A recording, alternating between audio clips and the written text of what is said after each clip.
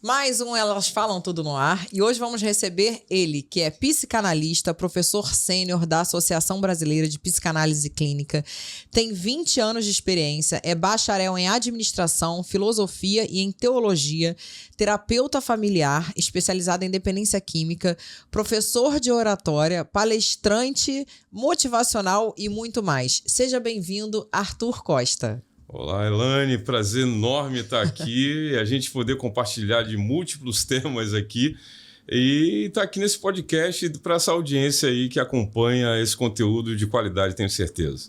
Até cansei com o teu currículo. Sinta-se à vontade, Arthur. E para iniciar, quem é o Arthur Costa? Como que você se descreveria para alguém que acabou de te conhecer? É um homem de meia idade, 47 anos, quase 48, pai da Antonella de 4 anos, esposo da Caroline há 19 anos, apaixonado por pessoas. E eu acho que por isso, essa paixão por pessoas, ela me fez me apaixonar por filosofia, por psicanálise, por teologia. Por isso, talvez, assim, meu currículo, ele é um currículo, eu estava falando aqui em off, é um currículo estranho, às vezes. Mas eu acho que no decorrer aqui do bate-papo, vocês vão ver que, na verdade, tem ligação entre essas três coisas, até mesmo da administração, que é uma das minhas formações. Mas, com certeza, eu sou uma pessoa que é apaixonada por estudar. Sou professor, mas ora sou professor, ora sou aluno. Então, sou uma pessoa em constante formação. Então, eu só comecei a estudar na vida, nunca parei. Eu acho que não vou parar nunca. E em que momento da sua vida você percebeu que a psicanálise seria o caminho pelo qual você se dedicaria? E como suas múltiplas formações em administração, filosofia e teologia influenciaram nessa decisão? Olha, final dos anos 90 foi uma época bacana e, ao mesmo tempo, muito divisor de águas, porque a internet estava começando a chegar, a internet de escada. Eu me lembro de eu fazendo os trabalhos de faculdade na máquina de escrever. Sim. Aliás, gente, me respeita que eu tenho curso de datilografia do Senac. Tá vendo? Não estava isso no meu currículo. Curso de datilografia do Senac. Hoje não tem utilidade nenhuma. Mas eu me lembro que foi assim, uma época de transição muito grande. O material era muito escasso ainda de psicanálise no Brasil. Os escritos freudianos, por exemplo, eles foram traduzidos nos anos 70. Então, assim, a gente ainda não tinha uma grande quantidade de literatura psicanalítica impressa em português. A gente tinha em outras línguas. Mas como a minha formação em filosofia e teologia, ela já me dava essa ponte para, por exemplo, para literaturas em inglês, em alemão, então eu comecei a acessar esse tipo de conteúdo que, a princípio, não tinha tanto em português. Mas depois que ali nos anos 90, que a psicanálise ela começou a dar uma popularizada de novo, ali início dos anos 2000, final dos anos 90, foi quando eu me apaixonei mesmo. Eu comecei a encontrar pontes incríveis entre filosofia e psicanálise, e ali então eu comecei a estudar psicanálise a princípio sem a intenção de atender. Na verdade, eu estudei psicanálise porque eu me apaixonei pela ideia, porque psique significa alma. Alma. Então, assim, a psicanálise ela não tem qualquer proposta religiosa. Tanto é que Freud mesmo era ateu, ele era de origem judaica, mas ateu, declarado. Ele não tinha nenhuma proposta, mas a ideia de alma se linkava à teologia. E a ideia de inconsciente e de autorresponsabilidade se ligava muito à filosofia. Então, a filosofia já falava de inconsciente, por exemplo, muito antes da psicanálise. A psicanálise, o que Freud faz é meio que sistematizar aquilo que a filosofia já falava. Então, na verdade, quando eu comecei a estudar a psicanálise, eu falei assim, nossa, tem tudo a ver. Porque, às vezes, eu acho que psicanálise não é nem de humanas, é de divinas, assim. Porque tem uma ligação com filosofia e teologia que eu acho sensacional. Então, assim, meu interesse começou mesmo no final dos anos 90. Assim. E hoje você atende os pacientes, tanto de psicanálise, quanto de teologia, quanto de tudo? Hoje eu atendo basicamente assim, pacientes de psicanálise. Eu continuo atendendo. Tem gente que fala assim, porque às vezes a agenda é tão apertada, mas assim, eu continuo atendendo porque eu acredito que quando você atende pessoas, você continua tendo esse feeling do atendimento psicanalítico, que muda. Muda muito, Elaine. Uma coisa é você atender alguém há 20 anos atrás. E agora? Outra coisa é pós-pandemia. É outra realidade, é outro mundo, são outras necessidades. Então, a psicanálise ela é dinâmica. Então, hoje, a base do meu atendimento ele é 90% online. Depois da pandemia, eu diria que assim, grande parte dos meus pacientes são brasileiros que moram fora do Brasil. Então, eu tenho pacientes do Japão, Noruega, Portugal, bastante, Estados Unidos, Canadá. Então, assim, depois da pandemia, a procura de brasileiros que moram fora do Brasil por terapeutas e psicanalistas e psicólogos brasileiros aumentou muito. Então, assim, hoje o meu trabalho se detém na área de psicanálise no ensino. Hoje a gente tem mais de 700 alunos, mais de 7 mil psicanalistas formados pela BPC. E o atendimento psicanalítico dos meus pacientes, que hoje é muito seleto, assim, eu trabalho com um grupo muito seleto. Eu não abro agenda há 3 anos que eu não abro agenda. Você mantém aqueles mesmos clientes que já são seus há anos. Exatamente. Eu não abro agenda nem para supervisão. E a supervisão de psicanalistas, que assim, é uma parte da psicanálise. A gente sempre tem um psicanalista mais experiente que a gente nos supervisionando. Considerando sua formação em filosofia, como que você enxerga as interseções entre o pensamento filosófico e a prática psicanalista, especialmente no contexto dos dilemas existenciais que seus pacientes enfrentam? Isso, para mim, eu acho que tem tudo a ver. O próprio Sócrates, ele dizia assim, uma vida não examinada não vale a pena ser vivida. Então, assim, na base da filosofia, até os próprios filósofos estoicos, eles trabalham com essa questão da gestão da razão e a emoção. Então, a filosofia e saúde emocional, ela está intimamente ligada. E a psicanálise, ela é altamente investigativa, ela é examinatória. Então, a proposta da filosofia desse autoexame, dessa autoconsciência, ela vai ao encontro da psicanálise como um encaixe perfeito. Porque a psicanálise ela tem a técnica e a filosofia ela tem a proposta. Então, muitas vezes a psicanálise ela oferece a técnica daquilo que a filosofia se propõe fazer. E a teologia, que geralmente lida com questões espirituais e morais, desempenhou algum papel específico na maneira como você aborda a psique humana em sua prática clínica? Para mim, foi assim, fundamental. Eu acho que me deu uma visão mais holística da pessoa, uma visão mais completa. Hoje... Mas quando quando você recebe um paciente, talvez que seja ateu... Sim, até a minha percepção teológica faz com que eu compreenda o ateísmo de uma forma muito melhor. Na verdade, a minha formação teológica, ela me habilita ou me facilita, por exemplo, eu tenho pacientes do Santo Daime. Então, assim, o fato de ter estudado teologia faz com que eu entenda a relação que ele tem com o divino. Sim. Então, assim, a teologia ela é muito mais do que cristã. Né? Apesar de aqui no Brasil ser predominantemente cristã, a teologia ela estuda várias outras religiões e a relação do ser com aquilo que entende divino. Hoje, por exemplo, grandes universidades mundiais, Cambridge, Harvard, aqui no Brasil, Universidade Federal Juiz de Fora, tem núcleos de espiritualidade que já mostram, assim, com pesquisas realmente robustas, o impacto que tem na saúde emocional uma pessoa que desenvolve uma espiritualidade ativa. Espiritualidade não tem a ver com religião. Sim. Tem a ver com aquilo... algo que você acredita, independente de ser Deus ou não, ou numa energia, ou numa árvore, ou num pássaro. Exatamente. Então, assim, o que a pessoa entende como divino? Como ela se relaciona com aquilo que ela entende como divino? Aquilo tem alto impacto na saúde emocional daquela pessoa. E o fato de eu ter uma formação em teologia faz com que a minha cosmovisão a respeito da espiritualidade alheia seja refinada. Então, assim, apesar de eu ter a minha fé, a teologia ela me deu uma visão muito mais respeitosa das outras religiões. Eu diria que grande parte da intolerância religiosa que a gente tem é, na verdade, um empobrecimento do conhecimento teológico. Sim. Quando a gente tem a riqueza de conhecimento teológico, a gente fica muito mais tolerante com a fé das pessoas. Claro, porque aí você abre o teu horizonte espiritual em relação a várias vertentes, né? Exatamente, porque você estuda sobre tudo. Como que a especialização em terapia familiar se mostrou essencial para seu desenvolvimento como psicanalista? Olha, A terapia familiar, se eu quisesse trabalhar e viver só de terapia familiar, eu viveria só de terapia familiar. Mas aí você faria aquela consulta com a família toda? Tipo terapia de casal? Aí é que tá. Pai, mãe, filho. Terapia de casal.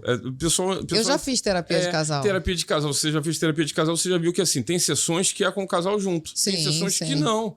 Que é individual. Que é individual. Mesmo porque você vai encaixando ali as peças. As primeiras sessões de terapia de casal, às vezes, dá mais problema do que a solução. Mas assim, a terapia familiar fez com que eu pudesse ter uma psicanálise bem mais conciliadora. Porque a psicanálise ela é muito individualista, ela trabalha muito a questão do sujeito em si.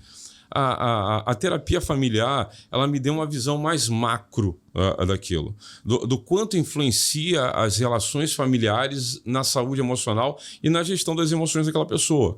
Então, assim, a terapia familiar hoje, por exemplo, se eu quisesse trabalhar só com terapia de casal, eu teria agenda cheia até, sei lá, 2030. Não, eu tenho fila de espera. Arthur, sério. Não é arrogância, não, gente. Eu sei que às vezes eu falo esse negócio, mas eu já vi gente comentar em vídeo meu assim, que cara arrogante. Não é arrogância. Eu tenho fila de espera de gente esperando ver se alguém sai ou desiste para pegar a vaga. Para poder entrar na fila Mas hoje eu vejo que cresceram muitas crianças até fazendo terapia. Eu vejo crianças hoje de 3, 4 anos, todo mundo com psicólogo. É isso que eu falo para os meus alunos. Eles não estão entendendo ainda alguns. Na verdade, a gente está vindo de uma época de privação. A pandemia foi uma época de privação, onde a gente não pôde ir a determinados eventos, determinadas coisas não eram feitas. A gente não teve um isolamento social porque a gente se comunicou, ainda que digitalmente a gente se comunicou. Os podcasts explodiram. As lives. Tudo era live ali. Mas o que aconteceu? As relações pessoais elas ficaram muito prejudicadas. A gente começou a ter dificuldade de frequentar, os ambientes sociais ficaram muito reduzidos. Consequentemente, a gente está numa época hoje meio que compensatória. Você pode ver, vai lançar o show de alguma coisa, esgota ingressos em minutos. Rápido, Se você não se antecipar, você não vê Eric Clapton. Então, assim... É uma sede de evento, É uma sede, porque a humanidade, sempre que ela vem de uma época de privação, e isso eu uso como parâmetro, por exemplo, Primeira Guerra Mundial. Veio a gripe espanhola, Carnaval de 1918 foi mó doideiraça, Carnaval de 1918. Então, assim, a gente está vindo de uma época de guerra, a gente tem hoje 2 guerras acontecendo. E a gente tem uma pós-pandemia, ou seja, a gente está vivendo uma época de compulsões. Então, toda vez que tem esse colapso emocional na humanidade, tende-se a popularizar o cuidado com saúde emocional. Então, eu acredito que não vai demorar muito para as pessoas saírem assim da terapia e falar, por hoje tá pago, igual malhação. Igual academia, o orgulho do Nutri, vai ter assim, o orgulho do psi. Orgulho do meu psi. Adorei. O orgulho do psi, porque está se popularizando. As crianças estão fazendo terapia. Hoje a gente vê atletas de alta performance no meio de Olimpíada falar, olha, vou cuidar do meu emocional. Mas até eu tirei um preconceito desse em mim, sabia? Até uns 25 anos, eu sempre falava que quem fazia terapia, essas coisas, era uma coisa de maluco. A pessoa mal resolvida, é maluco, caramba. Aí quando eu engravidei, eu fui a primeira a procurar uma psicóloga. Na minha lista de prioridades está grávidas e mulheres no puerpério. Essa, a minha secretária já sabe que tem prioridade na minha agenda. Sério? Porque mandou mensagem, está grávida, essa daqui, ó. Trata de encaixar. Eu gostei muito e assim, foi maravilhoso, muita diferença. A gente começa a se entender, ver um outro lado e... Não, eu amei. Eu amei, eu super indico e hoje eu sou super a favor de fazer terapia de casal, porque eu tenho N problemas com o meu namoro em relação à rede social e eu acho que a nossa geração de 40 ou 45 não sabe muito lidar ainda com essa rede social, porque foi uma coisa que a gente meio que foi engolindo. E eu sempre falo que rede social é um produto, é igual de chegar na vitrine e querer escolher ali uma roupa, é um produto de homens para mim e de mulheres para ele. Então, isso vem causando um problema em vários relacionamentos. Então, a gente tá fazendo terapia por causa disso. Olha que loucura. Saudável. Muito mas eu tô adorando, porque aí a gente acaba se descobrindo outros lados, uma outra coisa, e o terapeuta é maravilhoso. Tem paciente meu que fala assim, poxa, mas terapia de casal é caro, né? Mas assim, o divórcio é mais caro.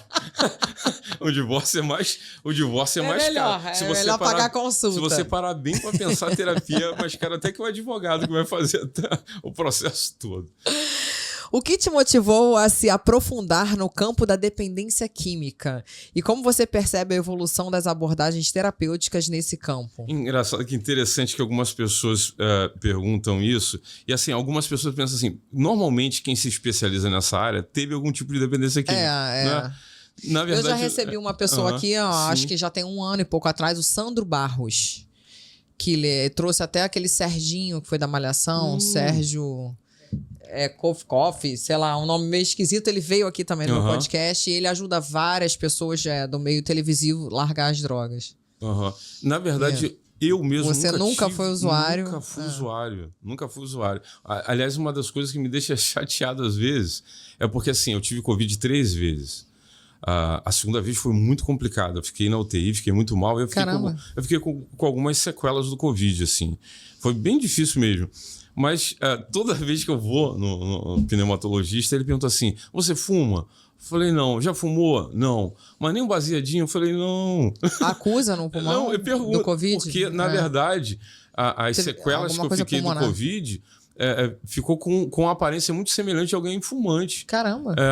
Mas também isso tem um tanto a ver com epigenética. Epigenética é uma descoberta da neurociência que também vem dos anos 90 para cá, que prova o seguinte: aquilo que você faz ou o estilo de vida que você tem não termina em você, alcança gerações. Claro. Numa modificação de DNA. Na verdade, meu pai e minha mãe fumavam muito quando eu era criança. Assim que eu nasci, logo depois, eles pararam de fumar. Meu pai primeiro, depois minha mãe. Mas existem sequelas do fundo do meu pai e da minha mãe em mim hoje mesmo, nunca tendo fumado. Mas, enfim, não foi por isso exatamente que eu procurei o auxílio e a especialização em dependência química. Mas quando eu era criança, meus pais faziam um trabalho voluntário num centro de recuperação de dependentes químicos. E eu acompanhei aquilo na minha infância quase toda. Iam lá no sábado, levavam pastéis, aquelas reuniões. E eu, por curiosidade, eu queria entender por que aqueles homens e aquelas mulheres que eram prédios separados ficavam ali. Eu perguntava para meus pais, não, filho, é porque eles têm uma dependência química, é porque eles estão aqui tratando alguma coisa. Mas eu era muito criança, eu só entendia que eles estavam fazendo um trabalho voluntário e eu me amarrava de fazer aquilo ali. À medida que eu fui crescendo, eu falei assim, cara, eu queria ajudar aquelas pessoas. Eu não sei fazer pastel, igual minha mãe fazia.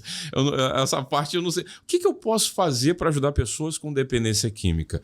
E aí, então, em 2011, eu fui para São Paulo passar alguns dias na Cracolândia de São Paulo mesmo. Caramba. Falei, cara, eu quero conhecer esse negócio a fundo. Eu quero sair do centro, eu quero ver essa realidade. Se chocou? Muito. Eu já fui lá também, eu fiquei chocada, chorei tudo. Porque, assim, 2011, a Cracolândia era lotada. Era hiperlotada, ainda lotada. Não tinha sido espalhada, né, pelo governo, estava tudo concentrado ali. E aí a gente entrava às madrugadas adentro, ali num serviço voluntário ali de umas semanas. Então, aquele misturo de lixo, criança... Então, o que me chocou foi a sujeira. Foi porque aquelas pessoas nem pareciam pessoas, pareciam bichos. Era realmente assim, zumbis humanos. Tipo aquele Walking Dead, Walking Dead. Era a gente entrava com uma equipe dentro de prédios abandonados e você encontrava criança usando crack. Então, assim, quando eu vi criança usando crack, eu falei assim, cara, eu vou estudar isso. E assim, quando eu sinto de estudar um negócio, eu estudo mesmo. Mas agora vai uma pergunta. Você acha que uma pessoa dessa que já está ali há muito tempo fazendo uso daquilo ali, consegue se libertar? Consegue. E eu não acredito, não. Eu acredito. Na verdade, eu não acredito. Eu tenho muita dificuldade de acreditar que determinadas coisas não têm cura. Absolutamente não tem cura.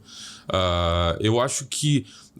porque o psicopata não tem cura. Eu sei que isso aqui é polêmico pra caramba, porque tem um monte de... Não, porque há quase que uma comprovação. Eu acho que tem muita coisa que a gente dizia que não tinha cura alguns anos atrás. Alguns anos atrás, a neurociência falava que neurônio não se regenerava. Não nascia. Hoje é provado que até o intestino tem neurônio. Se regenera. Então, assim, eu acredito de que muita coisa que a gente rotulou como incurável, a gente vai notar daqui a alguns anos que não é bem incurável assim. Existe uma neuroplasticidade, o cérebro se modifica. Agora, dá trabalho? Muito trabalho. muito trabalho. Não é fácil uma pessoa sair de um estado de dependência química. Ela vai ter que lutar com aquilo a vida inteira. É uma doença crônica. Talvez ela vai... Crônica no sentido de ter que lutar contra aquela dependência ou a alteração fisiológica que aquilo gerou a vida inteira. Mas daí a dizer que aquela pessoa nunca vai conseguir deixar de usar, não. Eu já vi casos de pessoas mesmo. Sério? Usuários de crack, que é assim, talvez uma das coisas mais deploráveis que a gente vê no mundo das drogas, conseguirem realmente se libertar. Mas assim, é um trabalho de longo prazo, muito árduo, que precisa de uma equipe multidisciplinar. Mas foi assim, 2011 que eu me apaixonei, assim, que eu falei assim, eu vou estudar dependência química porque eu quero ter ferramentas para ajudar essas pessoas. Fora isso, já vinha pacientes, né, da própria psicanálise com dependência química. Falando de dependência química, só abrindo um parênteses aqui, um aluno meu fez um comentário e alguém colocou assim, postou um livro de Freud falando assim, Freud era viciado em cocaína. Não, olha só, Freud não era viciado em cocaína. Quem fala isso, na verdade, não conhece a história. Freud usou cocaína? Usou cocaína. Ele até mesmo recomendou cocaína para alguns pacientes dele, e um paciente em especial, um amigo dele, que acabou se viciando brutalmente em cocaína. Cocaína, no início do século XX, nem era tido como uma droga. Então, Freud usou cocaína como um estímulo, como uma espécie de estimulante. Para dar uma viajada. Na verdade, para diziam que muitos pintores também faziam isso. Muito. Alguns escritores, pintores, artistas usavam a droga para dar uma... Exatamente. Entrar numa outra dimensão. Mas como Freud não chegou assim a dizer, eu bani a cocaína, ficou subentendido de que Freud continuou usando cocaína. Freud morre de câncer de boca, já lá quase nos anos 40, e na verdade, a morte de Freud foi um pedido dele ao médico dele, já estava 16 anos lutando com câncer de boca. Ele pede então para o médico dele dar uma injeção letal nele de morfina para que ele pudesse descansar. Mas aí ele se levanta essa hipótese. Será que um dependente em cocaína poderia produzir um conteúdo desse? Então, a verdade é que isso é uma coisa de agora. Uma coisa de agora. Agora que ficam levantando essa bola de que Freud era viciado em cocaína. Porque na época nunca depreciaram o conteúdo intelectual de Freud por ele declaradamente ter usado. Tanto é que o que existia de ONU na época era uma instituição das Nações Unidas, considerava Freud um gênio, e hoje a gente tem livros com a troca de cartas entre Freud e Albert Einstein. Então, assim, em hora nenhuma se depreciou a intelectualidade de Freud porque ele usou cocaína. Usava cocaína. Sendo um professor sênior da Associação Brasileira de Psicanálise Clínica, como que você enxerga o papel da academia na disseminação e evolução das práticas psicanalíticas no Brasil? Olha, eu acredito, e interessante a gente estar aqui, elas falam tudo. Por quê? Eu acredito que assim, a psicanálise ela está se modificando numa velocidade muito grande, muito grande. A psicanálise, apesar dela ter rudimentos lá em Freud, Lacan, Melanie Klein e tantos outros, as mulheres elas nunca protagonizaram muito a psicanálise. Mais protagonizaram como pacientes do que como psicanalistas. Eu acredito de que hoje um dos papéis da Associação Brasileira de Psicanálise Clínica é justamente fomentar e capacitar. Hoje, se não me falha a memória, a última vez que o pessoal me deu esses dados, a gente tem, acho que 70% dos nossos alunos são mulheres. 70%. Hoje o Conselho Federal de Psicologia já diz que as mulheres são a maioria na psicologia. A verdade é que a saúde emocional vai ser protagonizada por mulheres nos próximos anos. Isso é inevitável. E não mais como pacientes, agora como terapeutas. Por que essa mudança, você acha? Eu acredito de que a própria mudança social mesmo, a desconstrução do machismo, ainda que a gente saiba que existe e a mulher começando a ocupar alguns espaços, e até mesmo a percepção que a mulher tem dá a ela uma visão refinada da psicanálise. Então, assim, eu acredito mesmo de que hoje uma das funções da Associação Brasileira é municiar essas mulheres, dar ferramenta para elas, para que elas possam realmente fazer assim, de nós, o nosso teto tem que ser o piso dessa nova geração de psicanalistas. O que a gente gera não são psicanalistas iguais a nós. A gente está colocando aqui um patamar e fala só, vocês têm que começar daqui para frente. Para a nova geração. Porque é bem mais desafiador, é bem mais complicado. A gente está numa psicopandemia. A gente está quebrado emocionalmente. A sensação que as pessoas têm é que ninguém está totalmente bem. Eu venho falando isso, os casamentos, muita gente se divorciando. Muito. Olha a quantidade de agressão que teve com a pandemia, de Lei Maria da Penha, de não sei o quê, Então eu acho que a gente está vivendo uma fase não muito boa, não, emocionalmente. Eu acho que o mundo não está bem emocionalmente. Os adolescentes muito revoltados. Hoje, por exemplo, o Brasil é o país mais ansioso do mundo, segundo a OMS, Organização Mundial de Saúde. O Brasil está no topo do ranking como o país mais ansioso de todo o mundo. O segundo maior consumidor de Ritalina, ou seja, todo mundo aqui está achando que está com TDAH. Tem isso também. Todo mundo agora parece uma epidemia de TDAH. Lembrando, gente, que TDAH, ninguém começa a ter TDAH na vida adulta, não. Quem tem TDAH desde pequeno. Desde criança.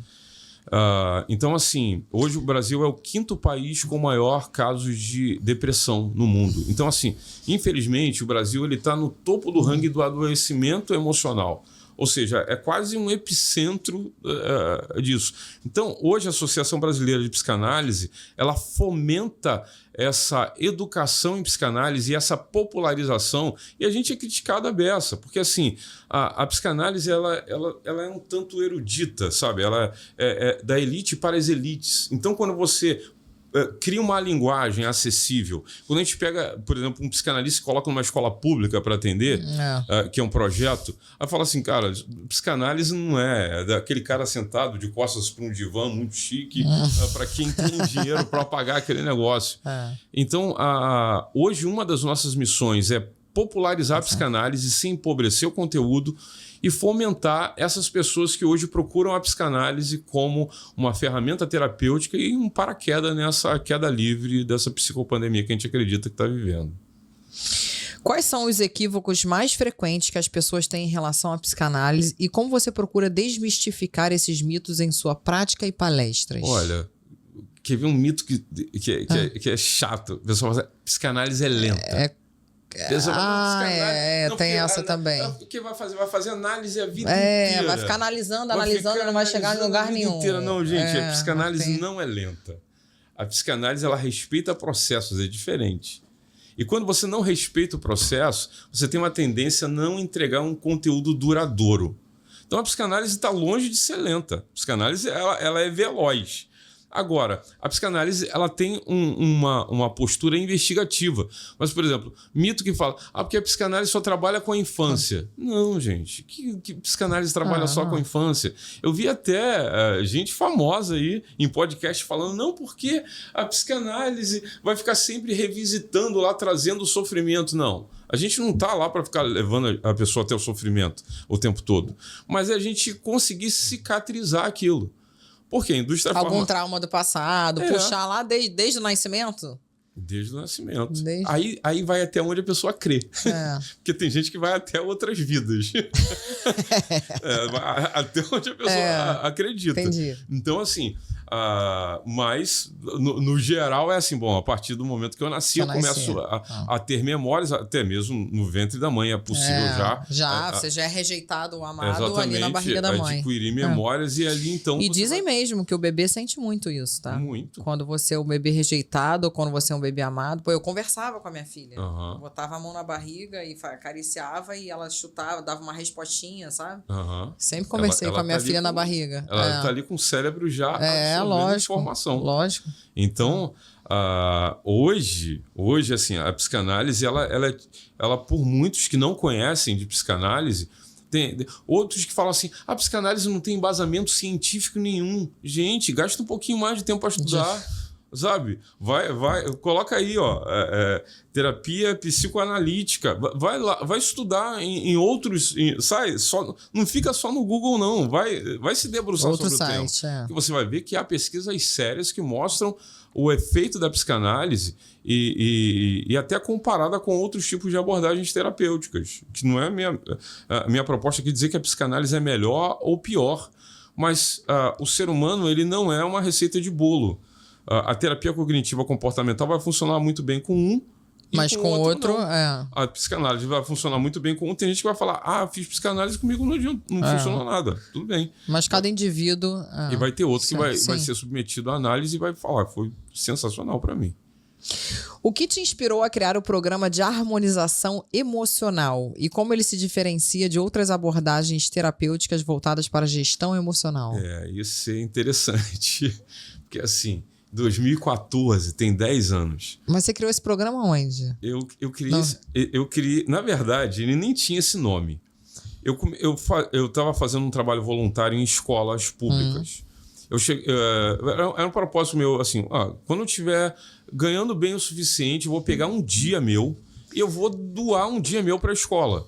Eita. Eu vou pegar uma manhã minha e vou dar para uma escola municipal, outro para uma escola estadual. Eu cheguei lá com um projeto para a coordenadora e assim, as coordenadoras da escola só problemão, falou assim, você vai atender gratuitamente? Eu só preciso de uma salinha e você vai fazer agenda para mim e vai trazer os alunos para cá. Então, assim, eram alunos sempre do ensino médio.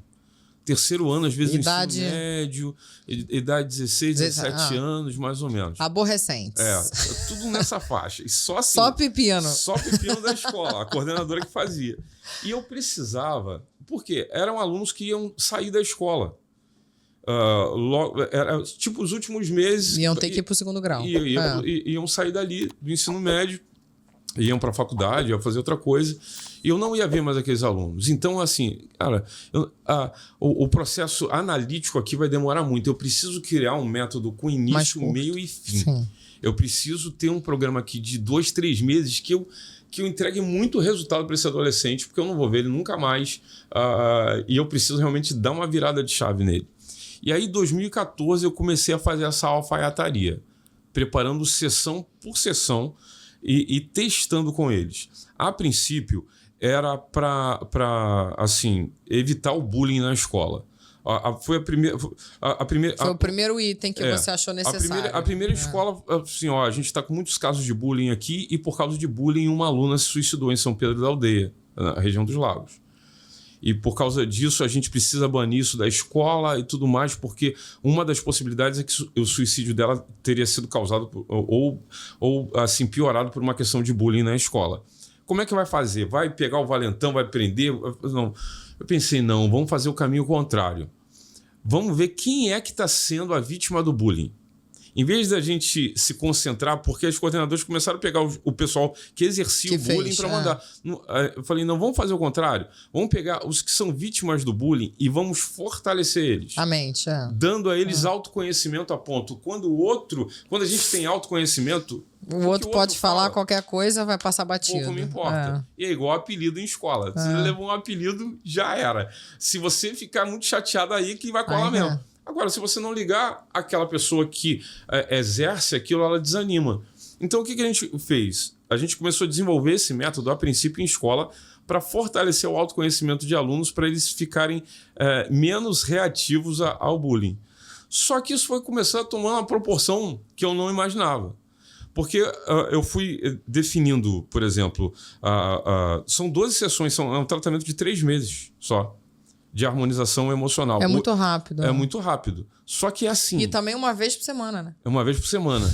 4 no mês. Então você ia encontrar com a pessoa 3 meses, 12 vezes. 3 meses. 12 vezes. 12 vezes. Então, assim, eu precisava de um negócio assim muito potente.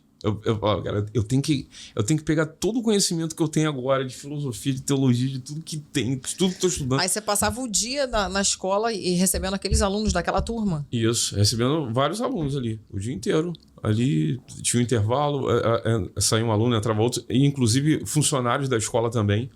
Foi quando eu consegui fazer as 12 sessões. Eu falei assim, cara, isso aqui ficou bom. Sabe de aluno que só ia de casaco, fazia automutilação, parar. Da escola falar assim, cara, você tem que dar uma palestra para isso todo mundo. Eu falei, cara, consegui desenvolver um negócio que... Tu não endoidou não, Arthur? Não, eu assim, teve hora que eu fiquei em choque com o resultado. Porque uma coisa é você criar um negócio, outra coisa é você falar assim... Meu Deus, eu não me imaginava que era tão poderoso o método assim. Hoje eu ensino esse método para terapeutas. São assim, é um grupo muito seleto de mentoria que eu abro 2 vezes por ano. que eu ensino isso para outros terapeutas, que são terapeutas harmonizadores emocionais. Eu ensino como aplicar sessão por sessão, que trata de tudo. Sexualidade, tem sessão sobre dinheiro emocional, tem sessão sobre isso é bom hormônios. Até pra gente que não é terapeuta. Não, tudo. Eu gostaria de ter um curso desse. Tudo, cara, tudo. A verdade é que a conclusão que a gente chegou... Tem aluna minha que, por exemplo, ela começou a aplicar com o filho dela autista. Eu tomei um choque.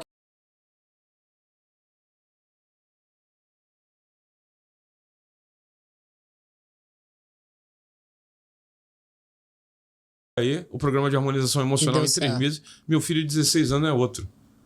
O que foi isso que tu inventou?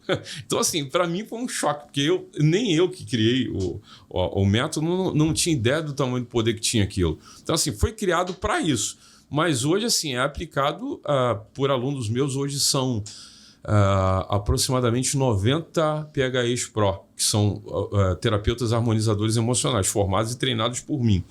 São 90 que eu treinei nesses últimos 2 anos. Mas eu comecei a desenvolver isso tem 10 anos. Que eu comecei a fazer essa alfaiataria e desenvolver bacana. Esse método. Que legal. Tem sido bem bacana, bem gratificante, assim. Parabéns. Obrigado. Você acredita que a dependência de jogos, casas de apostas, que se tornou um fenômeno global, pode ser tão prejudicial quanto a dependência de substâncias químicas? Para mim, é uma dependência química. Porque agora tá um vício, né? É. Com esse negócio de bets, aposta aqui, aposta de jogo de cavalo, de corrida. Isso é um problema crônico. Por exemplo, até uns 3, 4 anos atrás, a gente tinha um número, assim, eu estou dizendo de não dependência química direta, que eu digo assim, maconha, cocaína, heroína, qualquer coisa do tipo. A gente tinha um número muito grande de viciados em pornografia. O vício em pornografia era assim... Sites pornográficos? Por quê? Porque a pornografia ela gera doses de dopamina altíssimas. Altíssimas. Então o senso de recompensa fica muito prejudicado. Então, assim, pessoas que vinham procurar análise porque estava com a libido baixa, homens com disfunção erétil, gerado por uma modificação neurológica por excesso de dopamina gerado por pornografia. Era gigantesco. Era gigantesco. Isso era muito comum de chegar a pessoas procurando esse tipo de ajuda. Agora, de 3 anos para cá, a quantidade de pessoas viciadas em jogos, bets, é brutal. Tem estatísticas aí dizendo que aumentou 173%. Sinceramente, eu acho que eu nem sei se tem como mensurar isso. Mas para quem está trabalhando há 20 anos em terapia, tomou um choque de 3 anos para cá, porque as pessoas já chegam assim colapsadas. Por quê? Não dorme mais porque está endividada, é uma fábrica de empobrecimento. Isso é uma fábrica de empobrecimento. Hoje, 60% dos divórcios são causados por questões financeiras. Então, isso tudo ainda? 60%? 60%. Ou seja, dinheiro não é a coisa mais importante do mundo, mas afeta coisas muito importantes. Então, assim, pessoas que perderam carro, perderam casa, pessoas que realmente, assim, viraram dependentes.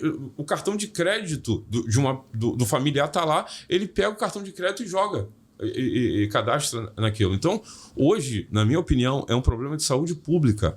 É um problema de saúde pública. Para quem está na terapia todo dia, sabe o dano que isso está sendo gerado. É um crime contra a economia popular e um problema de saúde pública. A quantidade de dopamina e de outros neurotransmissores que geram essa sensação de prazer e de felicidade, que geram esse ganho intermitente do jogo, é altamente viciante. Altamente viciante. Então, é uma dependência química?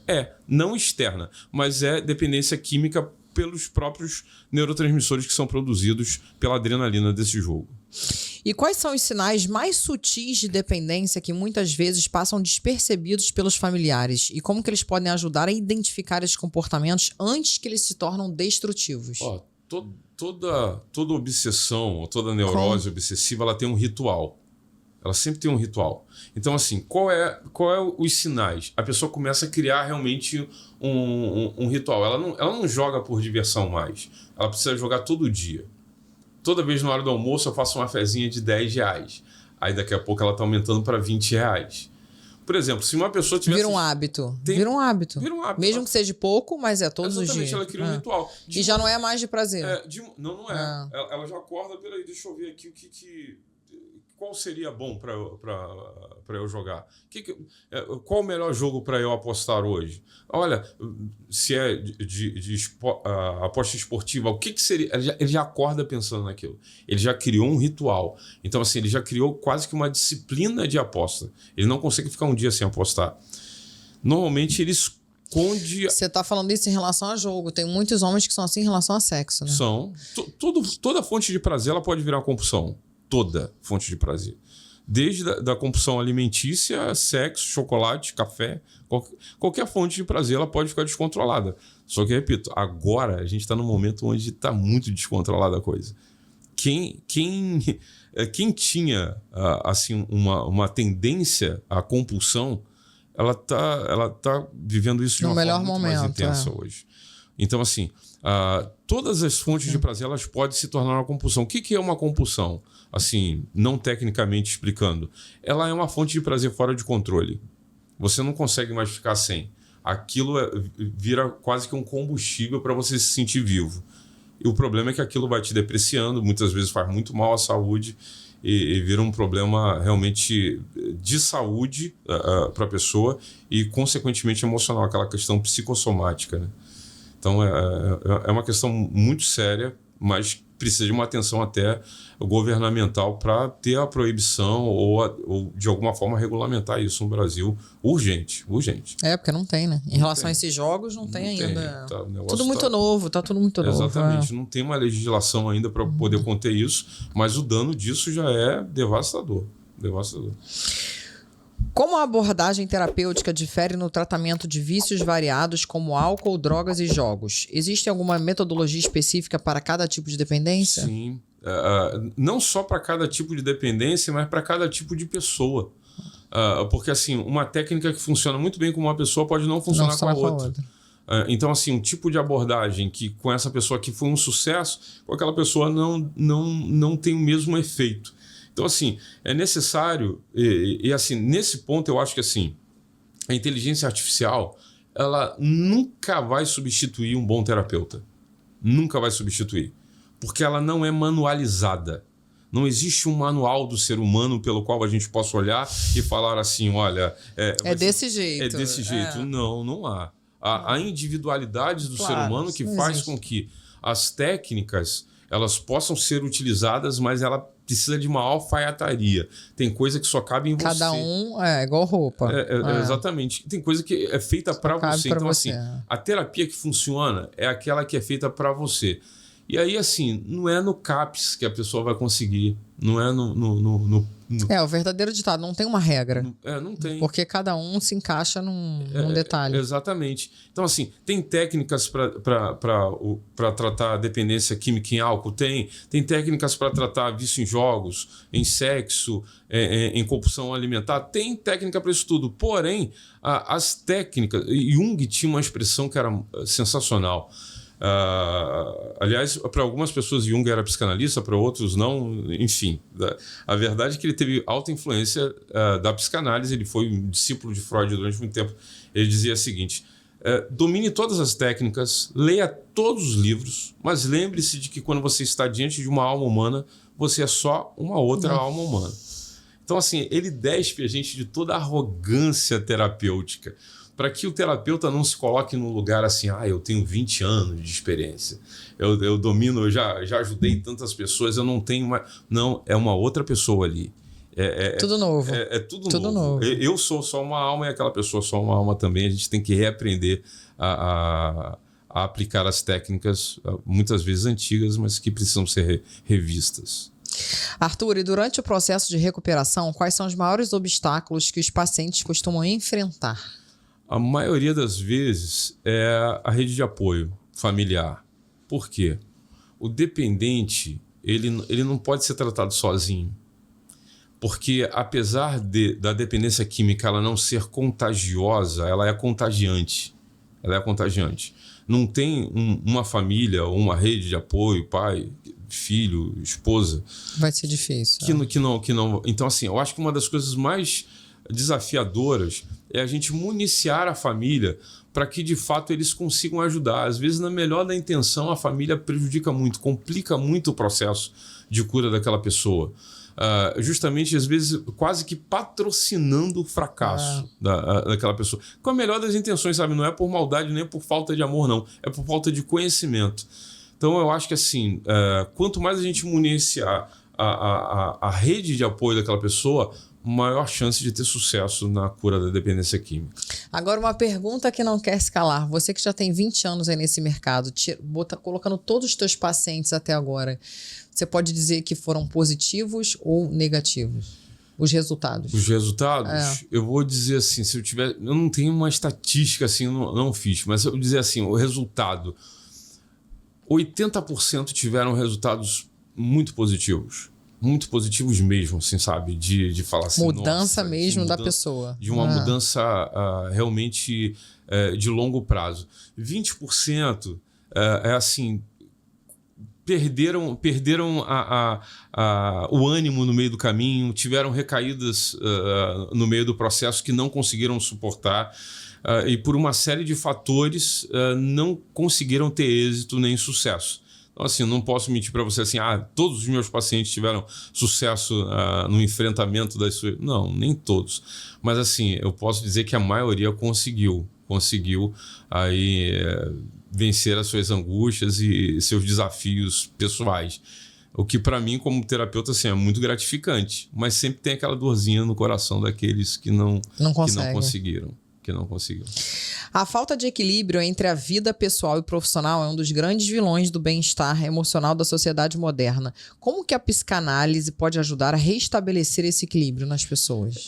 A psicanálise, ela favorece esse ambiente de descompressão. Acho que hoje está todo mundo muito tenso. A gente está fazendo as coisas muito pilhadas. Mas eu acho que é porque é muita pressão de tudo. De tudo. Desde criança. Olha, hoje uma criança tem agenda. Tem hora que eu olho para minha filha assim e falo, meu Deus, não dá pena. Ela tem, tal hora tem balé, tal hora... E a tua filha tem a idade da minha, 4 anos, né? É igual o Brenda. Eu fico me lembrando, cara... Minha filha tem dever de casa.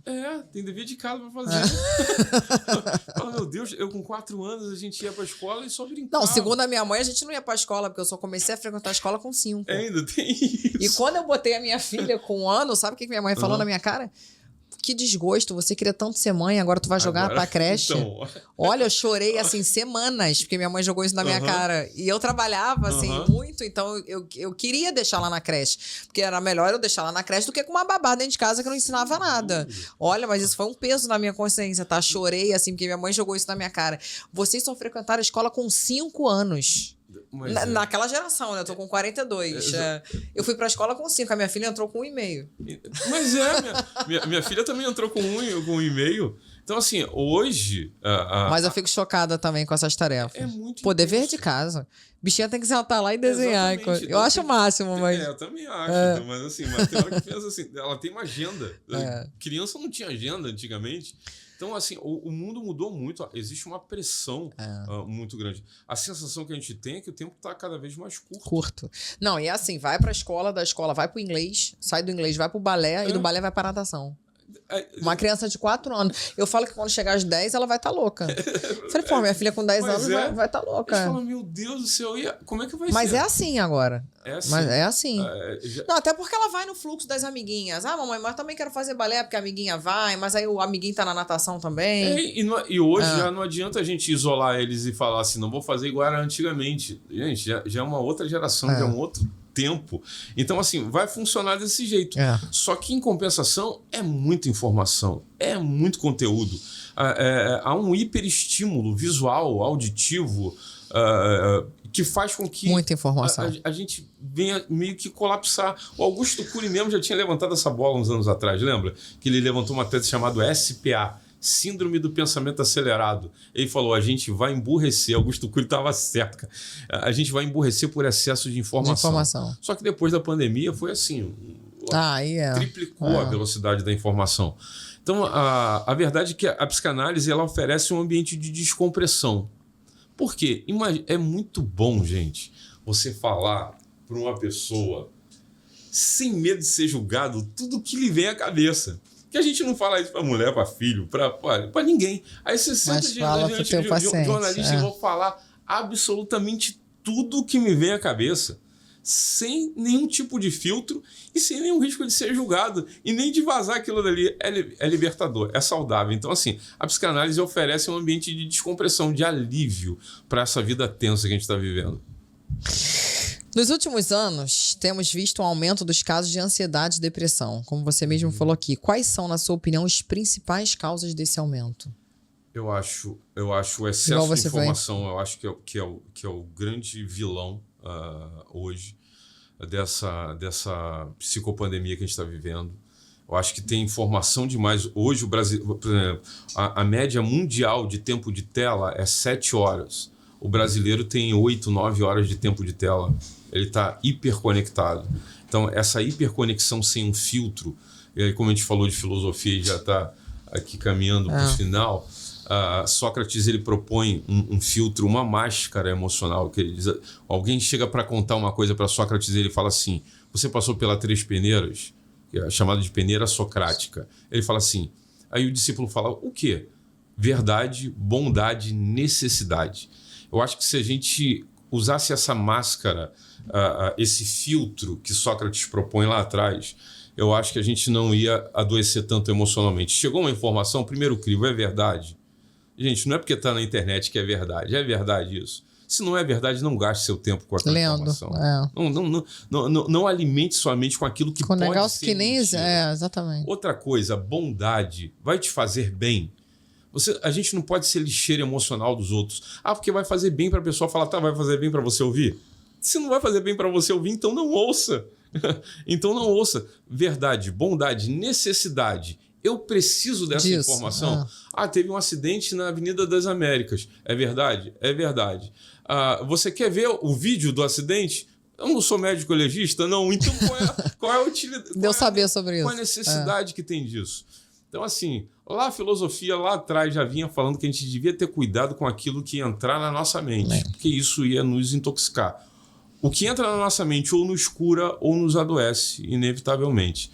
Então, eu acredito de que a grande causa do nosso colapso esse excesso de informação. É o excesso de informação. Arthur, ao longo de 20 anos no mercado, quais foram as transformações mais significativas que você observou na psicanálise? O atendimento online. O atendimento online, para mim, é a modificação mais brutal da psicanálise. Mas isso veio antes da pandemia ou pós-pandemia? Antes da pandemia, a gente já começou. ensaiava isso. A gente ensaiava isso. Porque a psicanálise, ela tem uma tradição. Mas sabe que eu gosto na minha terapeuta? Eu não gosto de fazer online, não. Eu gosto nela. Você gosta de ir pessoalmente? Gosto. Eu tenho meu consultório lá com divã, minha poltrona. É outro clima, sei lá. Então, assim, para algumas pessoas vai funcionar muito bem. Sim. Só que, assim, acaba ficando mais custoso para o terapeuta, para todo mundo. E hoje, assim, por uma questão geográfica, tem gente que funciona muito bem. Com certeza. Mas é como a gente estava falando. Tem gente que funciona melhor online, mesmo morando na mesma cidade que eu, do que ir no consultório. A gente já fez esse teste. Ele veio no consultório e no consultório... Ficou meio tímido? Trava. Online, isso existe. A pessoa se solta... Principalmente essa geração mais nova que já nasceu conectada. No digital. Que ali na tela do computador ele vai falar mesmo e lá vai ficar tímido. A geração de 48 que é o tete-a-tete. Presencial. Porque já não nasceu conectada assim, né? Mas o atendimento online eu acho que é o grande diferencial da psicanálise moderna. Por quê? Porque não tem mais o divã, mas as técnicas são aplicadas exatamente iguais. Exatamente iguais. Como é que é o divã hoje no atendimento online? Fechar a câmera. Ninguém olha para ninguém e a gente só se escuta. A gente só se escuta e ali então acontece a associação livre, né? Quando a pessoa fala tudo que vem na cabeça.